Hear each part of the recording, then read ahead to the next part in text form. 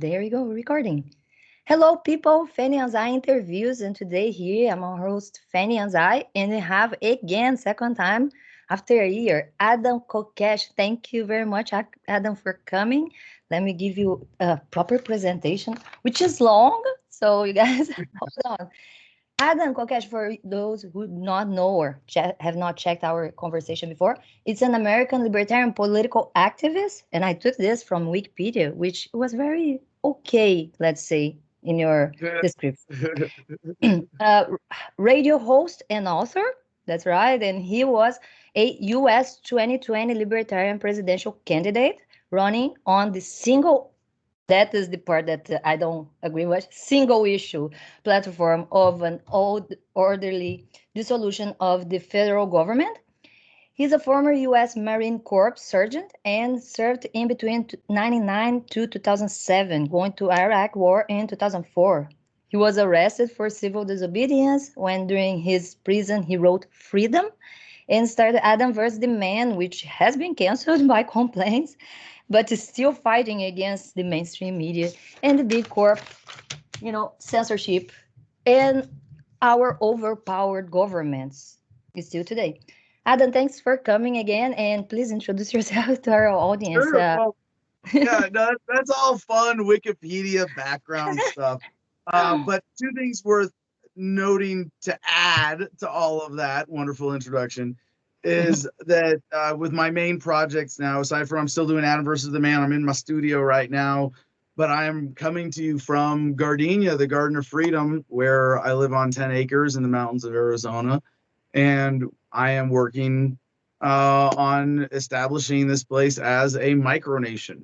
And the bottom up approach to decentralization comes from individual assertion of sovereignty. And so doing it with a piece of land and a property that I can say is mine, I own it outright, I don't owe any money on the land. You can declare sovereignty as the United States. Why can't I declare sovereignty as the Garden of Freedom, or Gardenia for short?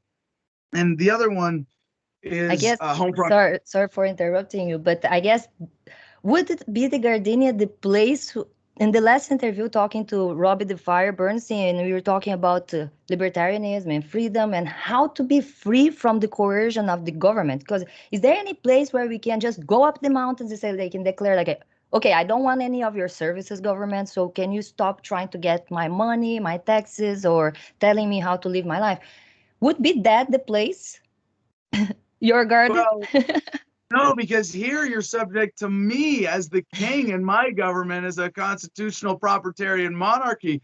You buy your own land and do it. No, well, to answer how I would answer that question is that yes and no, there are limits and there are practical applications of these principles to live more free, to enjoy life more, to be more prosperous and more safe. And that to me, that's a big part of just the off-grid homesteading lifestyle, being capable of being independent at least. But I recognize that this is a compromise. I mean, I'm talking to you on a cell phone. I pay a government corporation to use their cell network. There's no way around this. Like, I have I got 1 foot in the matrix and 1 foot out. So I don't know, maybe that means like half the pink goo is drained out of my pod. I don't know, I'm taking the metaphor too far. But in a sense, you could go to the extreme with that. You could be a monk living on a mountaintop in a cave and say, yes, I am totally free from government coercion, but that's not the objective of libertarianism. I say, what is the objective? Obviously, everybody has different goals. I'm a thin libertarian in the sense that it means just this core ethical philosophy. But then for me, why do I care? Why do I care about ethics? Why do I care about activism? It's because I care about people. I want to make the world a better place for people. And oftentimes libertarianism is described as an individualist philosophy based on preservation of individual rights. I don't think that framework serves us. The analysis is just as correct, but I think the framework of this ethical philosophy being about relationships first and foremost, being a voluntarist, as I describe it philosophically. I'm not an ANCAP. I don't believe in the ideal of anarchy and capitalism. If there's statelessness, then great, but I don't care if they're big governments or small governments in the rest of the world, as long as they're voluntary and they're not forced on anybody, they don't violate that fundamental ethical premise of libertarianism. So it's about the relationships that we create. So you can go be a monk. You can live that, ascetic lifestyle on a mountaintop and say, I am perfectly free. I'm in Antarctica. No government claims this frozen wasteland, and I am free from threat and coercion here. But then you're missing the point of all of this, which is to have better relationships, which is to have more cooperation, which is to have more harmony among human beings rather than conflict. So, yeah, hypothetically, you can escape, but then you might be missing the point. And some people criticize me for this, But I think that exposes a little bit of that delusional idea of freedom that we have in being in any of the governments, being here in Canada or United States or Brazil, and claim that we have freedom when we don't. Because anywhere you go, you need money and you need your papers. And now they just want to create more papers. And of course, we're going to talk a little bit about the Covidiocracy and the new COVID vaccine passports and how that is not just unconstitutional, but it goes against the role of the government to why it was put there the first time, and is overpowered by a lot by now, and that's why it's taking this much of mandates instead of recommendations, instead of protecting the individual's rights and the individual against other people. It's trying to protect the individual against itself, against its own choices, and the assessment of risk, and which we are trying to defend ultimately. I think as freedom fighters. I want to say one other thing to introduce myself, if you don't mind, Fanny. Catching up. Go ahead. I've started, and I'm going to connect this to Afghanistan and then what you're getting at with COVID, and I think what's the deeper psychological level you want to get at. But I do want to plug my other big new project, which is Homefront Battle Buddies, homefrontbattlebuddies.com. Our mission is to create a community of veterans through online organizing and in-person retreats to facilitate the pursuit of alternative healing therapies and assist each other transitioning to civilian life. That's a fancy way of saying we want to raise money to get vets stoned in the woods. We want to make sure that vets have a safe environment to experiment with at least cannabis. And there are a number of other things that I'm going to decline to mention for legal liability, but obviously we encourage people exploring therapies that are being denied to us through the VA, like psilocybin and MDMA and ketamine. And there are a lot of other great examples that we hope to be facilitators for as a nonprofit organization. And as a veteran, I'm also on the VA email list. And last week, we all got an email that said, hey, have you been following the news about what's going on in Afghanistan? Because if you have, you might be suicidal. If you are, call this number. And it's like, oh my, it's like one of these mind-blowing signs of the times, but it's actually a good thing that it's happening, right? Because you would be afraid in the past that, oh yeah, veterans are having issues, but we can't talk about it because it's politically ugly.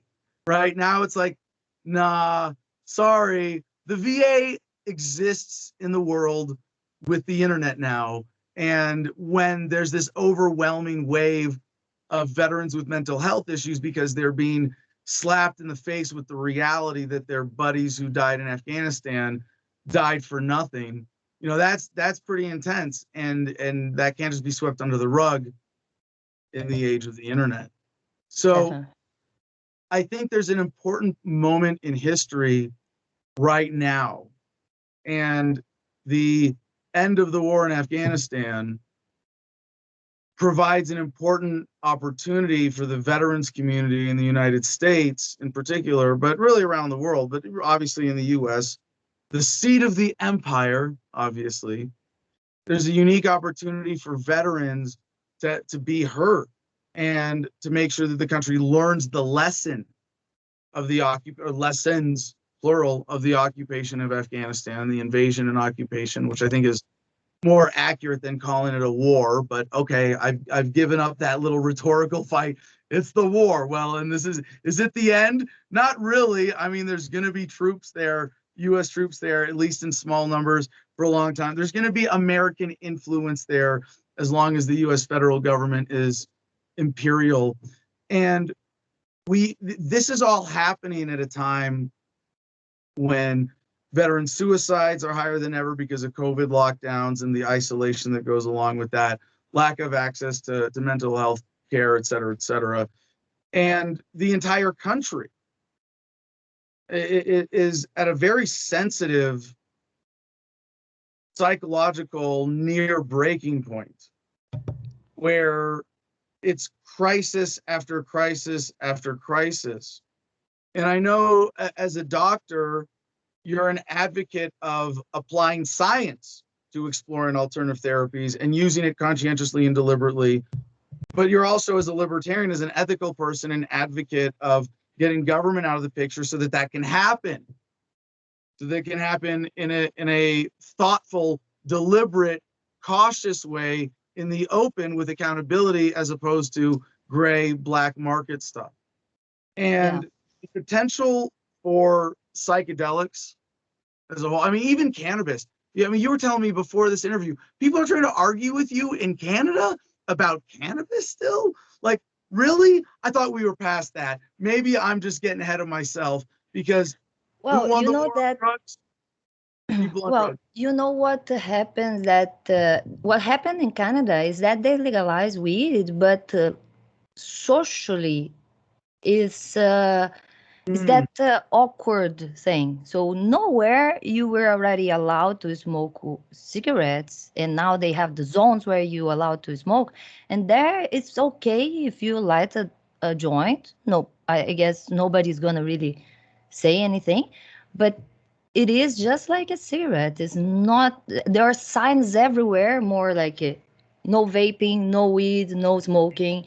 And instead of be more freedom, even for open areas, parks and everything, it's still like where you can go if you cannot really go anywhere. So it's not that they legalize. You're allowed to smoke pretty much only in your house. Oh, I lost your video. Oh, okay, you're back. So it is a, sorry. Apologize.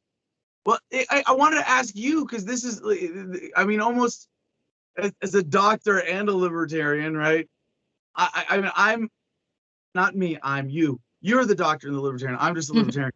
But no, I'm very hopeful that there is going to be a deeper positive psychological impact of humanity rediscovering cannabis.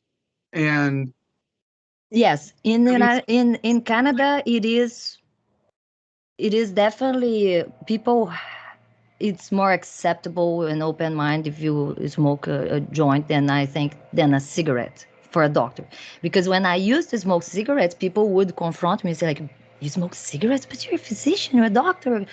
And that I was like, well, doctors do bad things too. They eat fat. There are so many fat, obese, disease, and all the things. We're just humans. People try to put the doctor sometimes as a pedestal, and not necessarily just good. It's just like the doctors are not allowed to do bad things, get sick, or normal things. Sometimes when in the shifts and you need to go to the bathroom, and people are like going crazy, like, I'm waiting here for 4 hours. Like, wait a minute, I'm here for 24 hours and I only stop to eat and take 2 hours nap, 2 hours and a half usually nap that you can take in the really crazy ER emergency rooms at public hospitals.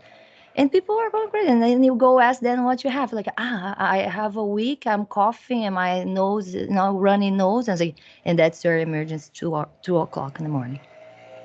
Well, I thought I would get less people, not a big line at this time. So it comes to all people. When it comes to incentives, you give them incentives and they will use whatever way. So not necessarily when it comes to politics, and I think that is one thing we probably approach in a libertarian way, is to not pledge to any specific group or try to give privileges to specific groups. And it might be very out of the political way of manipulating votes. So that might be one of the reasons why libertarians are not that popular, or the libertarians are just like when we mentioned atheists, are so difficult to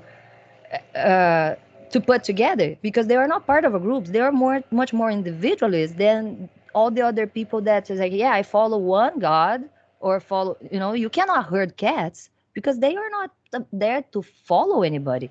Just like the libertarians, they just don't want to follow left or right. It's not that they are, so willing to find a leader to lead them to libertarianism either. They are just like more fuck off government. So I think that is one of the challenges that we face as libertarians as well. Because sometimes you just like, hey, can I talk about it? No, just fuck off. I know. I just don't want anybody to tell me how to live my life. It's like, yeah, but we need to get together. So what's the drug that's going to turn everybody libertarian? Well, I think weed is a good one because different from other drugs, they are competing to keep just for themselves. The weed is usually like we light and it pass, so it's kind of like very on the way of the left like to share, the sharing idea of the group and the greater good that cannot become the main thing because it would annihilate the individual. And that's what is the problem with the left and right in the United States or anywhere where we go. We were talking about how they are creating a new version of establishing an oligarchy or an aristocracy in a way that left and right, that is what you can choose in the United States, the big two parties. But when it comes to all the issues, they pretty much have the same standards and would choose the same thing. So it's not that you really have an option. You don't. It's authoritarian left or authoritarian right. And we are here like in the bottom of the funnel or, very little small groups that cannot even congregate or get together because we still not agree with all the principles, drugs or borders as PPC or libertarians, as I mentioned in Canada. But we're just too small to be representative, to get eyeballs, to get people to see us, our principles, how we are willing to fight for freedom to all and not just to the group that agrees with us. Because that is the problem with the left and right. That is the evil of the left and right in the United States. Because they want to annihilate and destroy the other side. The other side is evil. Don't talk to them. If you believe them, they definitely just don't care about people dying. That is their usually their position. And on demonizing the other side instead of creating a golden bridge to say, hey, wait a minute, we all want the best for all. How can we get that if we get together? And what does the science, and as you mentioned, the science shows us, it doesn't seem to be conclusive for any of the sides when it comes to climate change or even now to COVID. But why the government took so strongly in one position and is pushing that so hard on people instead of letting the individual make their assessment and decide by themselves. One thing I disagree very much with the Covidiocracy, what I call, is because I think the government is telling this virus is really dangerous when doesn't seem to be that, okay? And I'm speaking in the sense as a physician that look at the statistics, understand that a lot of the scary narrative comes from data that are incomplete, like the underdiagnosed cases. I want to ask you about one thing in particular on that, because I've kind of gotten sick of hacking up their propaganda bullshit numbers, where you're just like, I know this is exaggerated a lot in this direction, and this is exaggerated a lot in that direction, and they're lying about this. And the one big thing was the COVID deaths. And they said that I remember doing this analysis when the official number in the United States was 200,000. And on my show, we talked to Dr. Mary Ruwart and parsed this apart, because they were basically reporting, and they admitted this. It's not like it was a big secret. Anybody who died with COVID was reported as having died from COVID. And so the number was 200,000. You first had to take out false tests, where there were false positive tests where COVID had absolutely nothing to do with it. Then you had to take out the false attributions, where someone died of something else and COVID was present. Then you had to semi-factor in the cases where, well, it was a contributing factor. And then what's left is, yes, this person actually was reasonably healthy for their age, got COVID, died from COVID. And it was like, well, no, it's got to be somewhere like 20 to 40%. But once you go, it's a fraction of what they're saying. And then you go, the vaccine risks the opposite direction. Holy shit. You have to take this. I'm sorry, I want to get back to your point, but you have to take that as a teachable moment. I don't know if you thought no, it is a good point. Definitely is one of the legs, let's say, of the creation of the what I would call mythical part of the COVID. And some people try to say like, oh, you anti-vaxxer, trying to compare people that are skeptical about the new technology, vaccination safety, in comparison to people that believe that you could get autism from vaccines. Of course, these are not the same group. So using the anti-vaxxer is just like trying to add hominem then, like create a demonizing term to just shut them up. The other point, the one important point on the beginning, when COVID came around, I remember I was about to travel to Brazil, and everybody was already talking about lockdowns and masks, mandates. The masks were not mandated yet. My mom was extremely scared in Brazil, and she told me, Fanny, can you please put masks in your daughter? She is now 4. So at that time was 2 years ago. She was 2 years old. And I was like, yeah, that's not going to work because 2 years old don't wear masks. Imagine masks for like a 12 hours trip to Brazil. Yeah. And I was like, that's not going to work. So plus all the stops and everything would be like almost a day trip. So I was like, no, I'm not going to do that. And she's like, but are you not afraid? And I was like, Mom, a novelty virus might be, or is really, really bad, and it's going to kill everybody. And the masks that they are supposed to protect, they're not protective. So it's illusional. It's a delusion that I understand for the lay person. It is a good placebo. It's a good placebo to make them go outside and feel protected. They're feeling safe. So wear masks. Maybe even the mask mandates was something that caused more deaths because people put the mask, went out, got the disease, and died. So in fact, you see that didn't really end up the solution didn't really solve the problem. It just caused more harm. And that is my point as a physician, because I was like watching this and I was like, look, this is a novelty virus.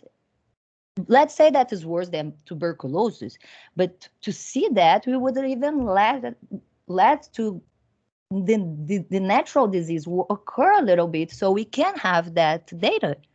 What they did is they locked down and they forced all these masks before we couldn't even see what the disease was really.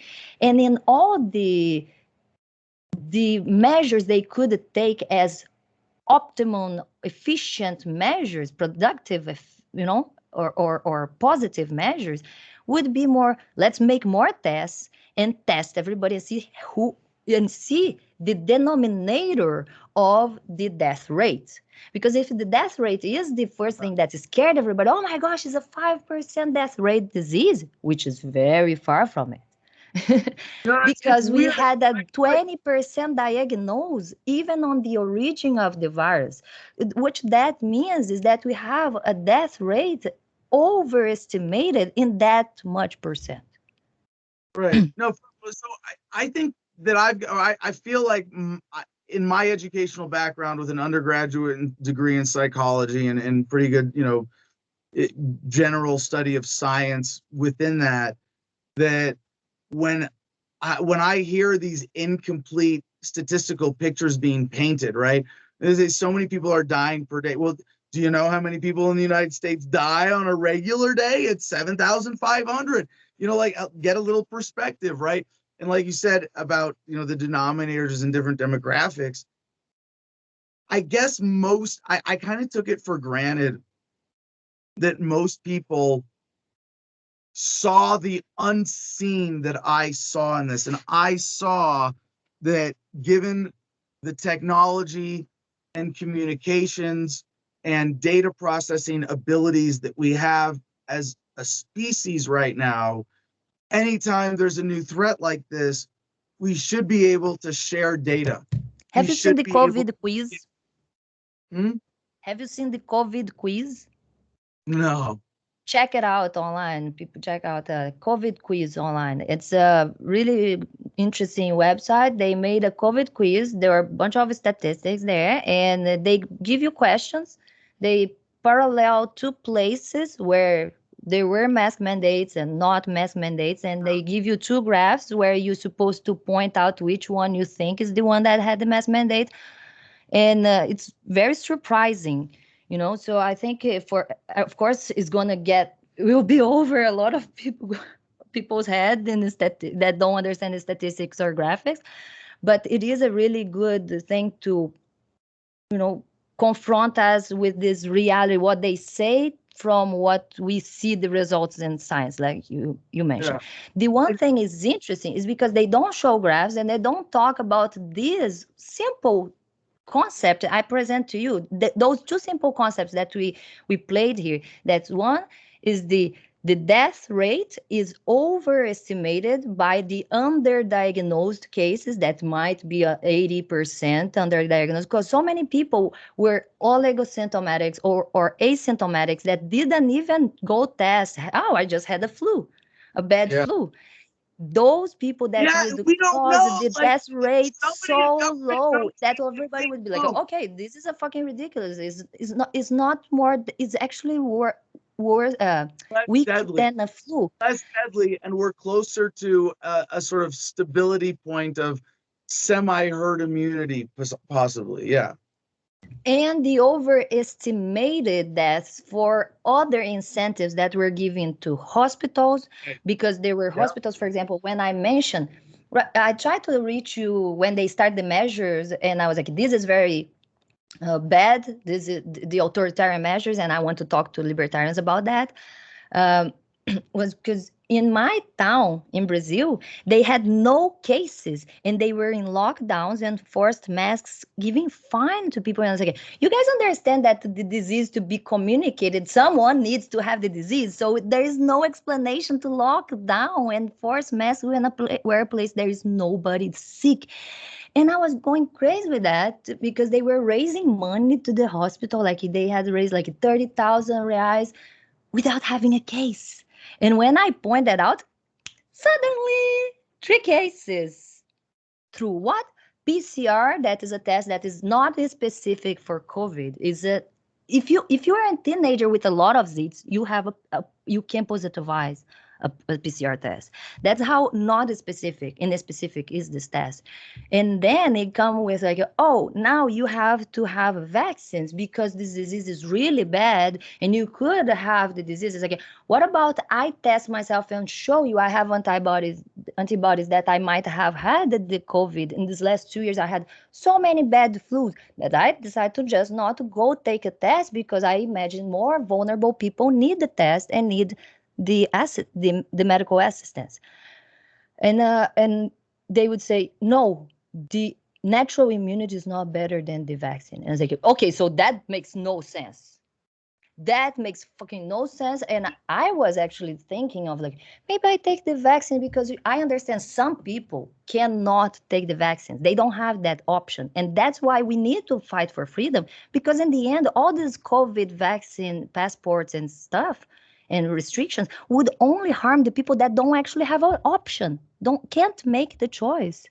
Well, I don't remember if I told you this story, but really quickly, when we were on the campaign trail last spring, when COVID was first becoming a thing in the United States, we thought we had it. Now, I later tested negative for antibodies. How accurate was that test?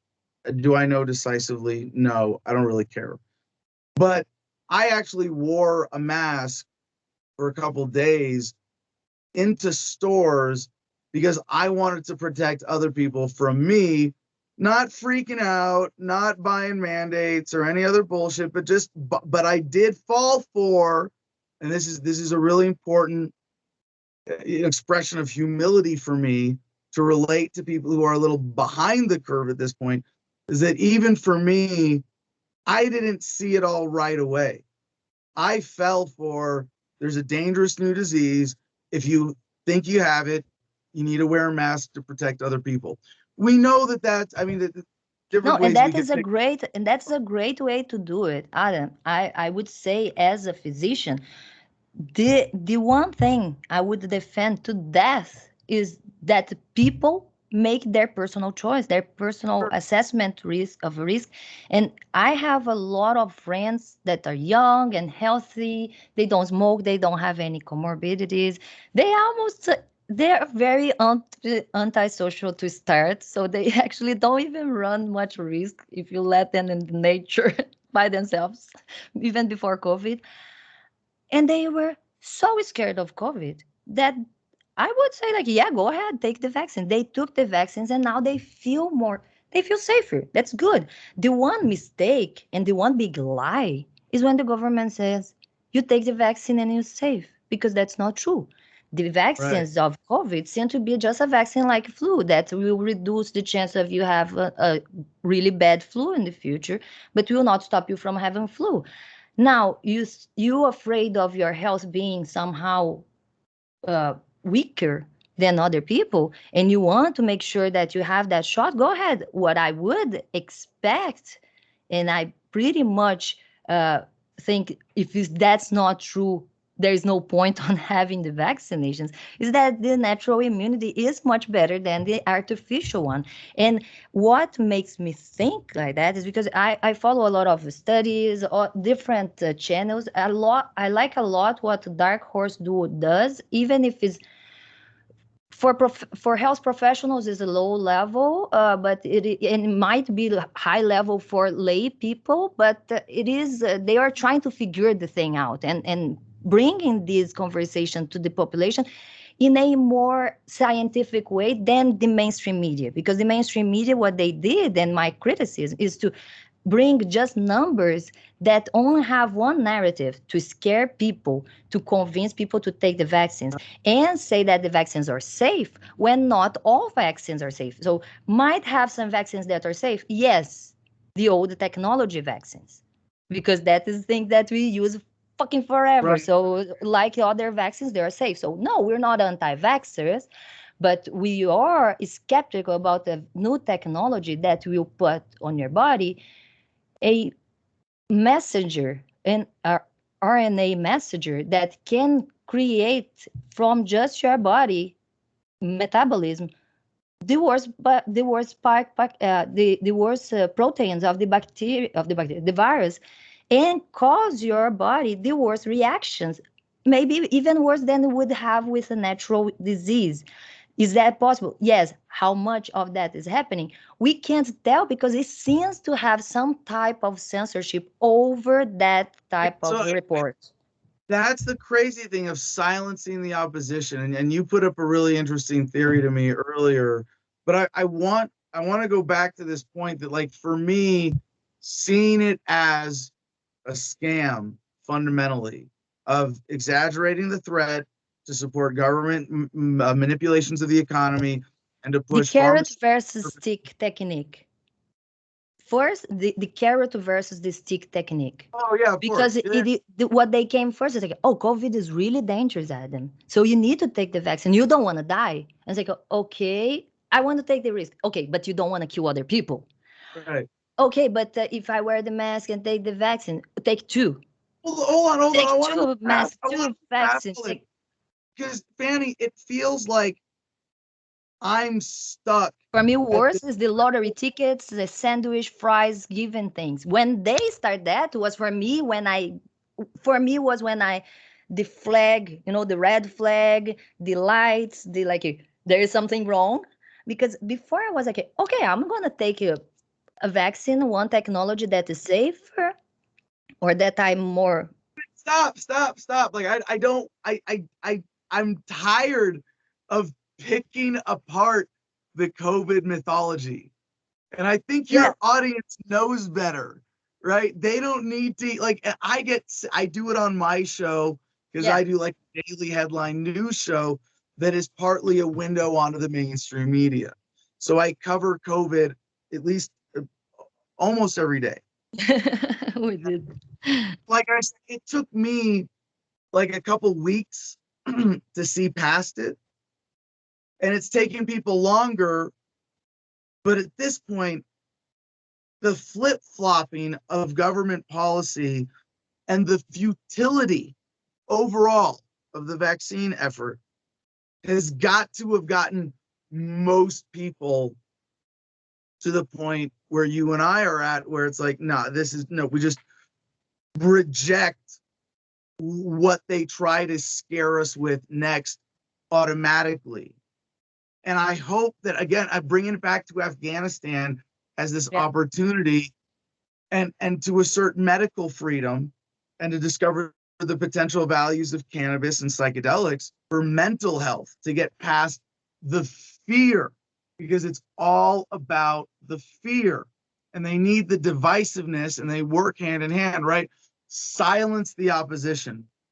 And what you were saying, the interesting theory that you mentioned earlier, I want to go back to, was that basically, if I understood you correctly, they were looking for an excuse to censor libertarians. So they set up. Now, I don't agree with this being like the sole motivation or the main conspiracy behind COVID. It's sort of like I describe COVID as a conspiracy of conspiracies, right? There's a lot of different groups. There's some big ones with like Vanguard and BlackRock Holdings, but there are a bunch of different groups and governments conspiring to blow this up and take advantage of it for their own gain. And if you think about for the censors, it's a bit of a stretch of a pre-planned narrative. But hey, if we do this, we know all the libertarians are going to disagree and want to speak out. But if we set this up properly with the propaganda saying that if you disagree, you are a threat to other people's health, then the general public will tolerate us censoring the hell out of libertarians. That is roughly what you were proposing. I don't know if I would agree with it in exactly those words, but there is some dynamic like that happening that is very disturbing Adam, right now. But the one important question is that the government is telling us that we cannot take the risk to have the disease, but we can take the risk of taking vaccines they are forcing on us when they don't have any liability or accountability in the end, and they have taken the same duty from the companies that will inject you those experimental vaccines. And that's like, no, I'm not okay with that. And I think I would not. Maybe has to do. I have been reading Michael Malice, and he says like from being just a libertarian or a minarchist to an anarchist is just a couple months. And I feel very much like going more to an anarchism in the sense that, yes, we don't need government, definitely not to tell us how to live our lives in any sense. And I believe people in the ultimate individual, their personal life, they might agree with us.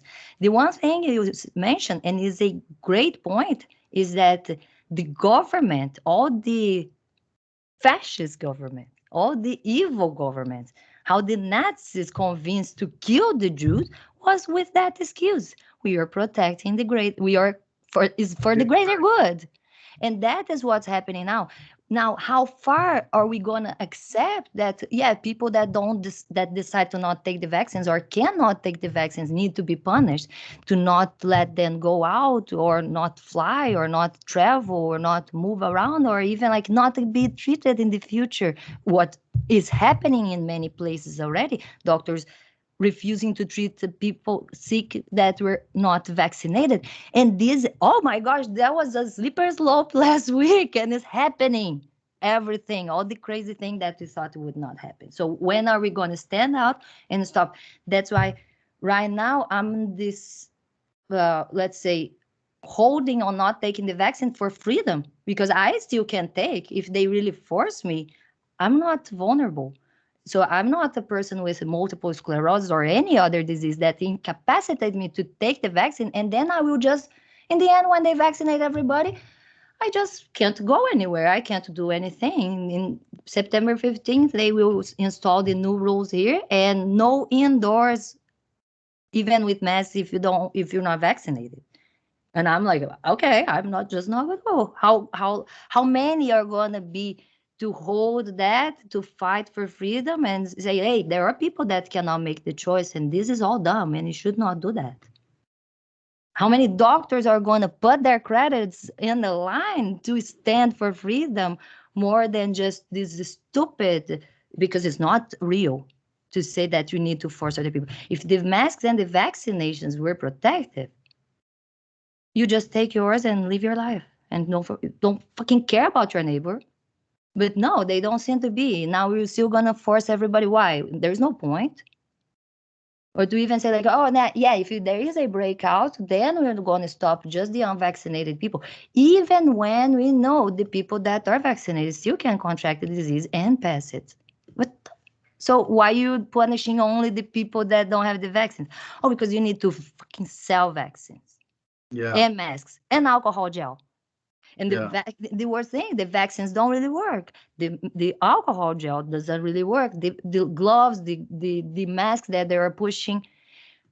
My criticism is that if they really care about what they say, they would push in the right masks on the right time to the right people. They would set protocols of treatment and said like, oh yeah, we have to vaccinate 70% of the population in risk, because according to the studies which we have new every day, it's amazing the amount of knowledge we can produce, and people really going to checking data and analyzing everything coming out. The risk relative is increased or reduced for the people in the risk population over 65 and with comorbidities. Right. Those people, they have a reduced risk relative in taking the vaccines, but for all the other population doesn't seem to have any better effect than the natural immunity. And that's another thing that's not said in the mainstream media, because in the end, like you said, it's about selling vaccines. The last contracts are billions, 10 billions for hundreds of thousands of vaccines. See, I mean, I wonder about that too, because the profit motive actually, to me, doesn't seem to answer all of the questions. There are And individuals. Sorry? Have you watched there are individual interests, because I don't think there is such a deep state or conspiracy theory group that actually created this, released for one intention or for one goal only. I think what happened is like, yeah, they were fucking gaining function. The virus somehow came out, could be accidental, and many people jumped into their own personal interest. So when it comes to Why the schools don't go back to the class? Oh, because the unions, the fucking professors want to be paid at home. Why you don't know Uh, that? Now, it's why China wants to? Why China says like wear masks and use alcohol gel? Because they fucking sell the shit. You know why the government wants to buy a bunch of vaccines and force us to get? Because they are friends of the guys that make the vaccines. Like what the fuck is everything makes sense? It's a big puzzle. It's complicated. It's not one factor only. It's multi-layered. But that's the next layer. So I got to interview Mike Adams, Natural News, last week about this. And he's more of the deliberate conspiracy analysis. And I'm trying to describe this carefully in what he disagrees with me on and what I see that I'm pondering right now. But in the super class, the several hundred or several thousand most powerful people in the world today, there are, well, first of all, none of them give a fuck about you. None of them care about your life. Any one of them would gladly murder you to maintain their wealth and power. And that's evidenced by the potential of that wealth and power to alleviate suffering that they don't use it for. Obviously, they're of a different mindset, right? And there are people in that group who are eugenicists. This is a supposition of mine, right? Within the general population, there's a certain number of people who go, yeah, the world would be better off with less people, right? Most people don't think about this that much, but about overpopulation potentially, right? well, And I don't know if people are honest, epistemologically honest to what they say. Like you said, I might disagree with the idea of like someone that could do more charity does not do charities because he doesn't care about people dying. Because I'm very into like the libertarian idea of like it's not how much I care, it's how no, much is no, my no, responsibility so to do something. Fanny. That's But why I say the super class. but I I'm not. like I'm not saying rich people. I'm talking about like the several hundred most powerful people in the world, the string pullers who keep the evil institutions that dominate the world today going. The people who are really behind that, and a certain number of them would rather the population of the earth be smaller. And I'm to what extent are they winning right now? But Is is that that true? relevant? Why are they? If that was true, we would not have what I call dysgenics.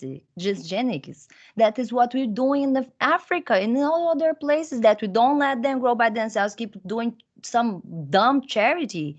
When it's like, yeah, that is not natural. If that's not natural selection, you know what natural selection is? It's like let people die or live if they are able to do it, and we don't do that. So epistemologically Oh, so honestly so this they are honest because they this still like supporting all this like yeah let's just send money and save people from dying in Africa and all these other fucked up places. When I think by what you said in RT about Afghanistan seems to be very much more likely the ultimate libertarian that's like yeah if they want to have terrorists kill each other, treat women like this, let them do. It's their culture. And like I'm not like that because I'm not a cultural relativist. I think I might not agree that the United States or Canada or whatever place is the police, moral police of the world and should go everywhere and fix everybody, morally, because if that's what they tried, they failed really bad in the last 20 years. And but I want to use your experience as a soldier to talk about their technique on leaving the battle in that way. It was pretty much of a fail. I actually have to say that I no don't think Trump would do such a bad job. one no. See, one of the most important points that I have to make about the war in Afghanistan is that it is a huge disservice to the victims to call it a failure, because to call it a failure suggests that the perpetrators of this war crime were not war criminals, but were merely well-intentioned and misguided. And that's absolute bullshit. They knew what they were doing. The architect of the policy in Afghanistan designed the war to be perpetuated, not to be won. It ended, to the extent that it has ended at this point, only because it was politically untenable to continue it. So this was possibly the most efficient war crime in human history. And it was a great success.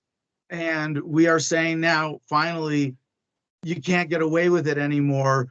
That's not them winning or losing. That's them saying, oh, shit, we don't get to be the bully beating up on the little wimpy kid over there because it makes us feel good for all the bullshit reasons that we get paid off for through military industrial complex, $20 trillion of government spending. And the teachable moment here is. So I'm sorry. Yeah, No, I just want to see if I understood you.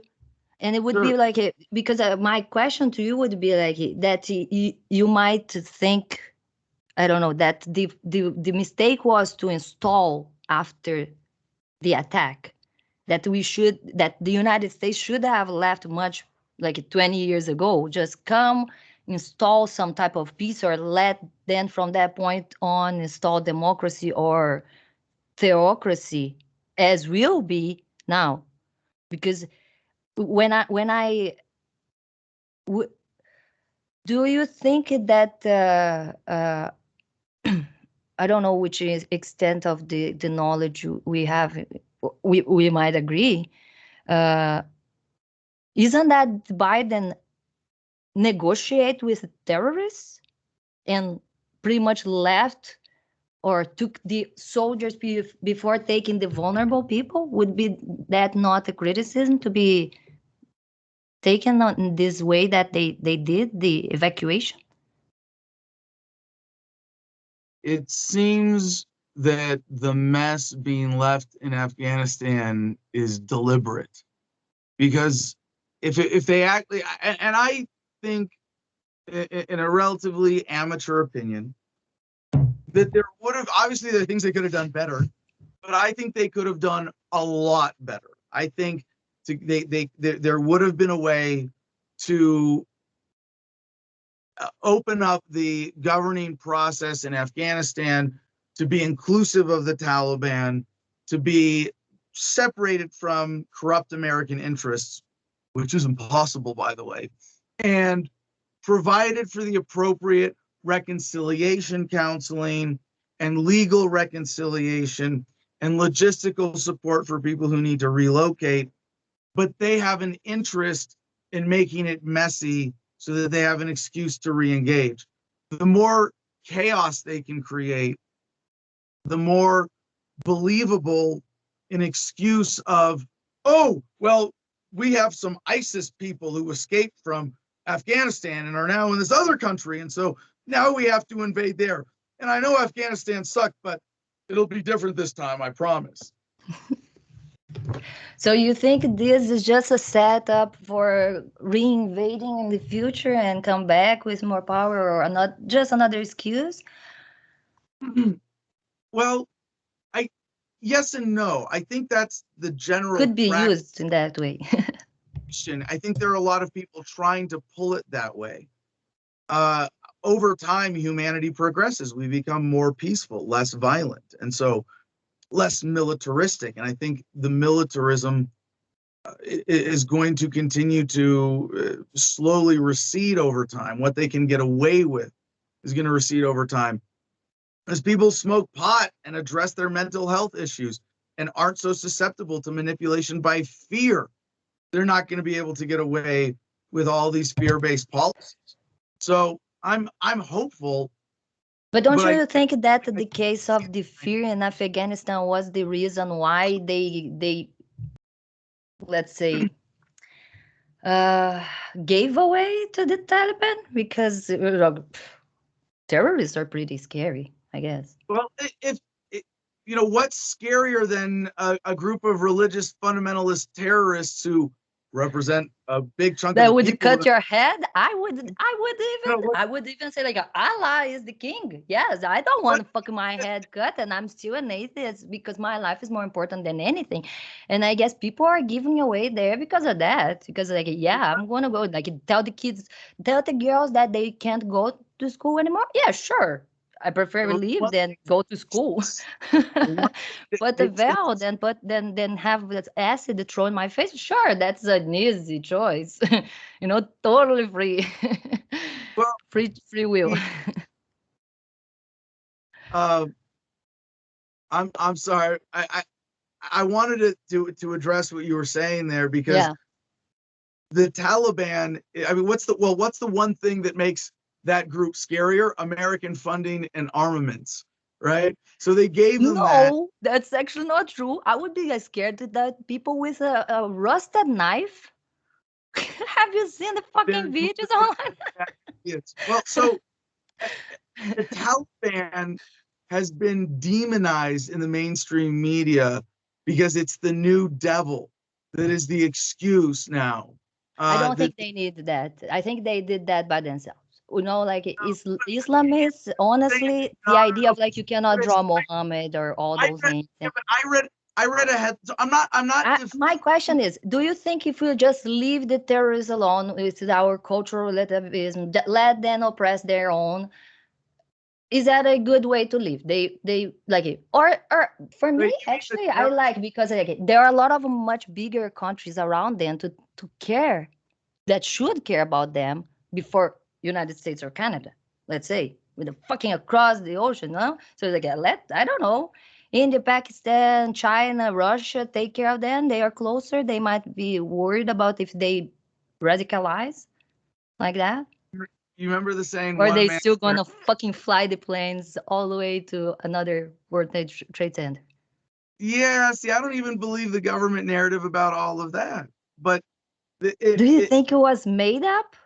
Like, I don't get I've into seen 9/11 now, documentaries on that. but um, 9/11 was definitely not what the government told us it was. That's a pretty safe assertion, right? That the 9/11 Commission report was, You think it was more like they saw coming and they just didn't do anything because they wanted them to seem bad, but that's they one were still the people bad that did it. simply explain it. Uh, but I'm not defending the Taliban as being the good guys, but they are the rebels that just defeated the empire. So I'm kind of cheering for I them. feel like But the empire just ran away. It yeah, was well, like I'm cheering that. for them to be No. better. Did you see the videos of the guys not doing the jumping jacks, like not being able to even do that? Yeah, Did you? Yeah. Is absolutely. that you think that's fake? No, that's real. Seems real. I don't know. Okay.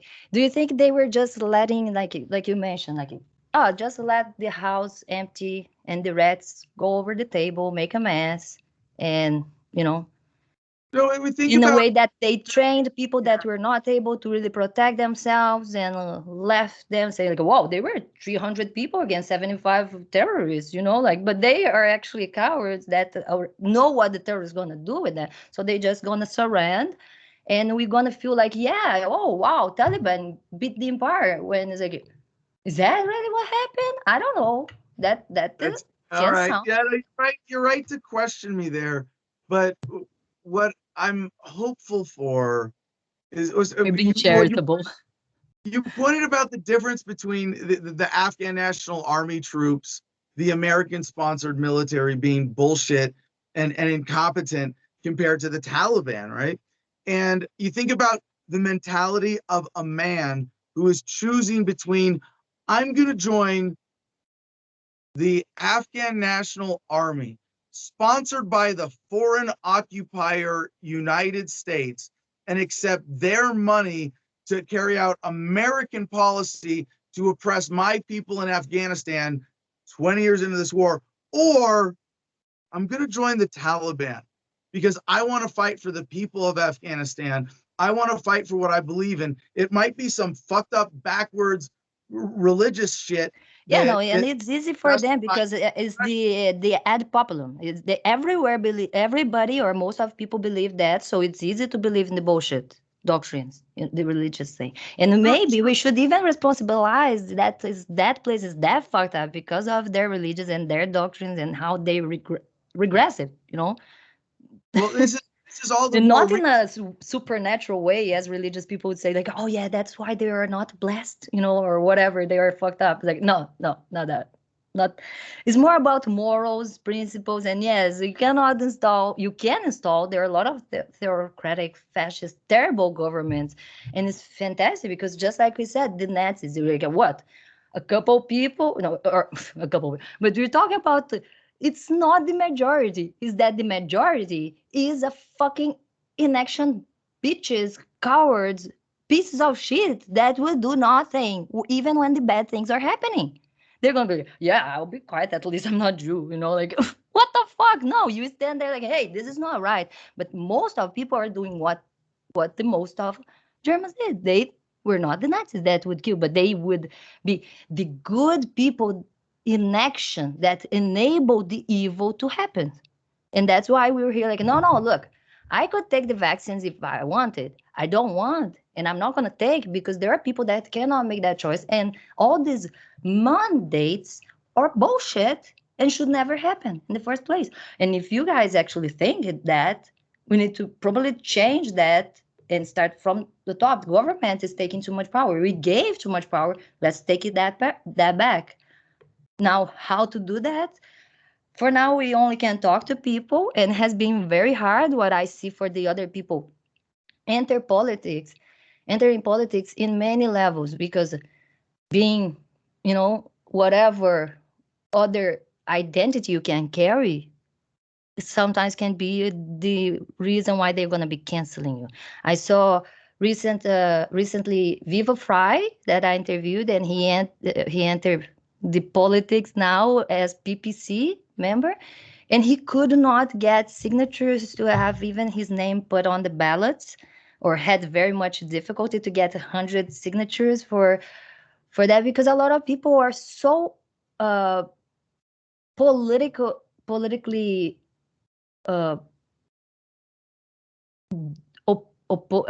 rival of him, or like his ideas, that was like, I'm not going to even give you a chance to be in the ballot. And that's a lot of the cancel culture, to like, oh yeah, this person is a libertarian. It's like, oh my gosh, no, I'm not going to even talk to you, something like that, because these people are the people that don't care about people dying. And they will fight for freedom over, the health, public health. And it's like, yeah, but that you should not give up on your individuality, because even to be part of a group, you still need to be an individual to start. So yeah, we go crazy on the sometimes philosophy a little bit too much. But one last thing I would like to see you talking about. I saw an old video I mentioned to you.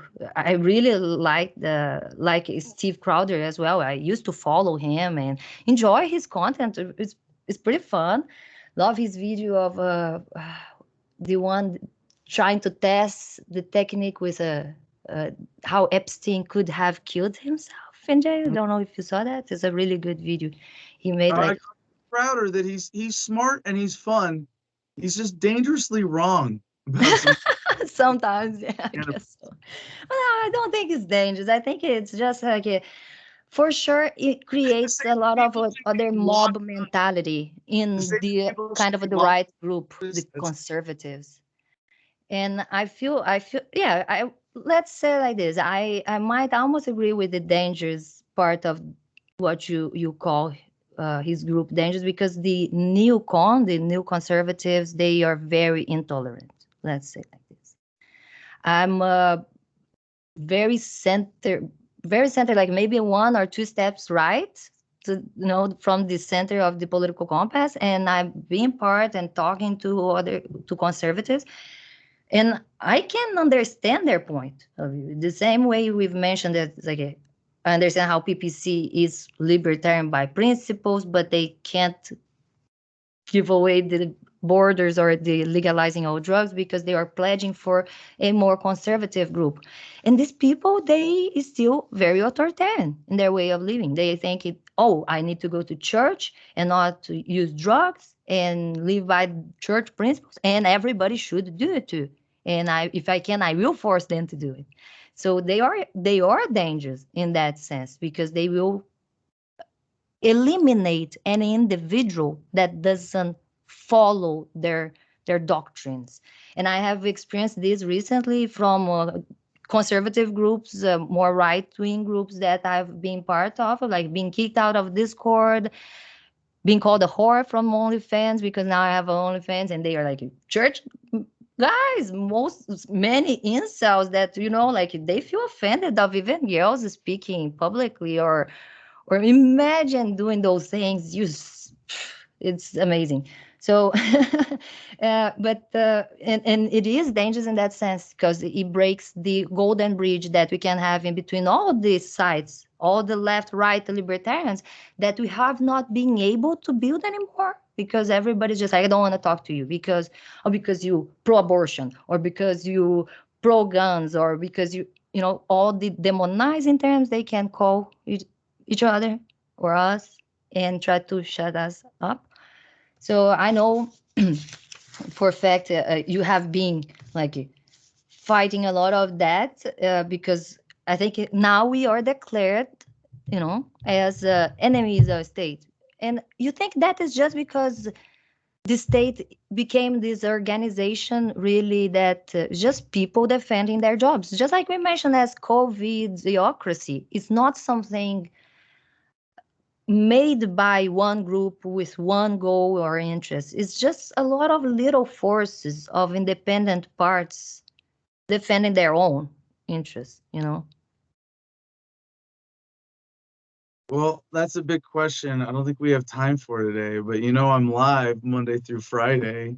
Yeah, go ahead. I'm Adam versus the man. Find me on Telegram, t.me/Adam versus the man. I'm really trying to make that Telegram channel the hub of everything. We interviewed Jeremy Kauffman, the CEO, founder of Library Blockchain and Odyssey, the video social media site built on top of it. And I'm very excited about those two platforms. So I hope you'll find us there. Let's do it. Okay, thank you very much. Guys, check out Adam Kokesh, all his content. Freedom. Check out his book and all his content podcasts. Adam versus the man. See you, Adam. Thank you very much. Stop the recording here. Thank you, guys.